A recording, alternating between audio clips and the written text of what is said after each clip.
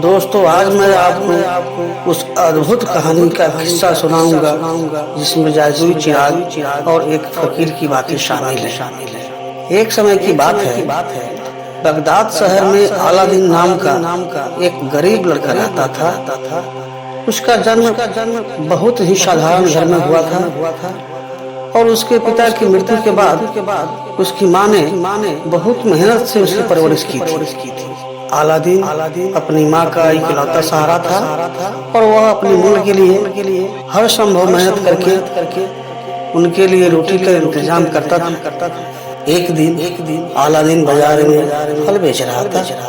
तभी एक फकीर उसके पास आया और उसे कहा, अलादीन, मैं तुम्हें एक धन दौलत से भरी जगह ले जा सकता, लेकिन तुम्हें मेरे साथ एक गुफा तक आना होगा।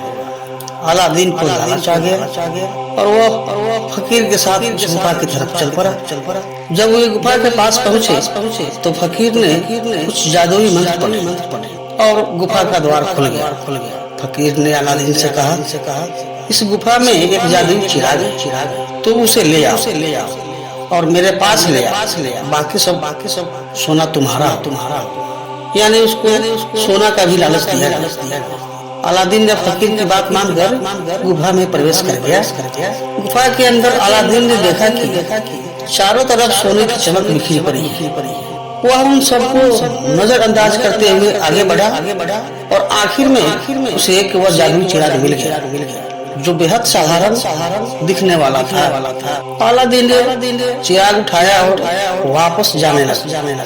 रास्ते में उसके हाथों की उंगलियां चिराग से रगड़ खाई और अचानक से चिराग से उनमें से एक जिन प्रकट। जिन ने कहा, मैं चिराग का जिन हूँ, तुम्हारे तीन इच्छाएं पूरी कर सकता। अलादीन ने जिन को सामने देखकर अचरज से चिराग की ओर देखा। उसने सोचा कि वह स्वप्न तो नहीं देख रहा है या वास्तव में यह सब कुछ हो रहा है। जिन के शब्दों पर विचार करते हुए अलादीन ने कहा, मैं चाहता हूँ कि तुम मुझे इस गुफा से बाहर निकालो, सकुशल मेरे घर तक पहुँचाओ। जैसे ही अलादीन ने अपनी पहली इच्छा जाहिर की, जिन ने उसकी इच्छा पूरी कर दी और अलादीन को उसके घर के दरवाजे तक पहुँचा दिया।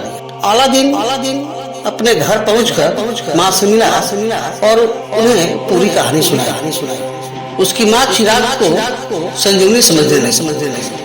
अलादीन अगले दिन फिर उस चिराग को पौरिश किया और जिन प्रकट हुआ। अलादीन ने अपनी दूसरी इच्छा बताई, मैं चाहता हूँ कि तुम मेरी माँ और मुझे एक ऐसा महल दो जो इस दुनिया में सबसे भव्य हो, सबसे सुंदर हो। जिन्होंने फिर से उसकी इच्छा पूरी की और एक शानदार महल उपस्थित कर दिया।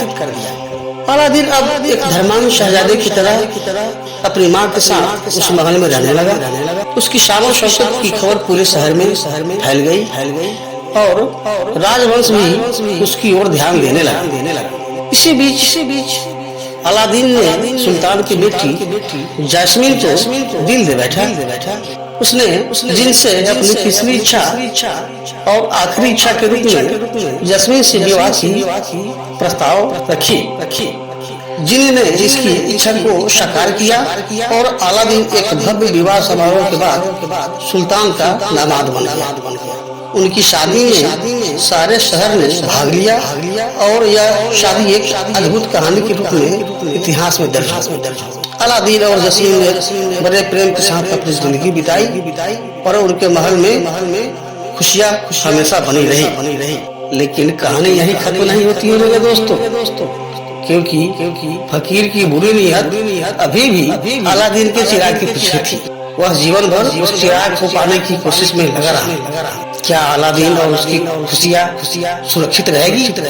क्या फकीर उस जादुई चिराग का मालिक बन पाएगा या अलादीन की अच्छाई की जीत होगी? यह एक और किस्सा है जिसकी चर्चा हम अगले कहानी में करेंगे। यह अनोखी कहानी अलादीन की आज भी बगदाद की गलियों में कही जाती है, क्योंकि यह सिखाती है कि जीवन में साहस और अच्छाई के साथ हर मुश्किल को पार किया जा सकता है। धन्यवाद मेरे दोस्त। जय हिंद, जय भारत।